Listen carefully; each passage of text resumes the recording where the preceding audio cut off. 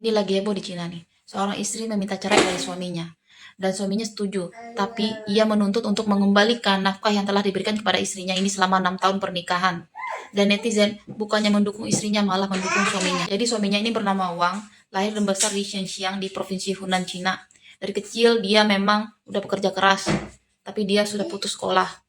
Nah, setelah sekian lama, dia belum mendapatkan jodoh sehingga orang tuanya ini menjodohkannya kepada yang perempuan ini bernama Xi. Gak berapa lama mereka menikah, si istrinya ini melahirkan seorang anak laki-laki. Tapi anehnya, setelah istrinya ini melahirkan, istrinya malah meminta untuk merawat anaknya itu di rumah orang tua si istri. Karena merasa logis kan, suaminya ini menyetujui. Tapi anehnya, ketika suaminya ini ingin menjenguk anak istrinya, si istrinya ini selalu menolak.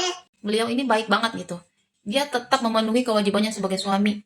Dia rela menghemat keperluan untuk dirinya sendiri dan diberikan kepada istrinya demi memenuhi kebutuhan istrinya. Apalagi ketika istrinya tuh meminta dibelikan rumah. Nah, satu ketika suaminya ini kaget karena istrinya ini tiba-tiba minta cerai.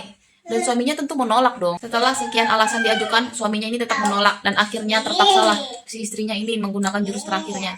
Dia mengakui anak yang selama ini dibesarkan ini bukan anaknya. Ketika suaminya ini merasa hancur, kecewa, dan lain sebagainya. Dan akhirnya si Wang ini menyetujui untuk perceraian tersebut, tapi dengan catatan si istrinya ini harus mengembalikan nafkah yang telah diberikannya selama 6 tahun pernikahan. Dengan alasan gak punya uang, si istri menolak untuk mengabulkan permintaan itu. Tapi dia tetap mau minta cerai. Dan akhirnya si Wang ini memutuskan untuk menggunakan jalur hukum. Untung gak pakai jalur kekerasan ya.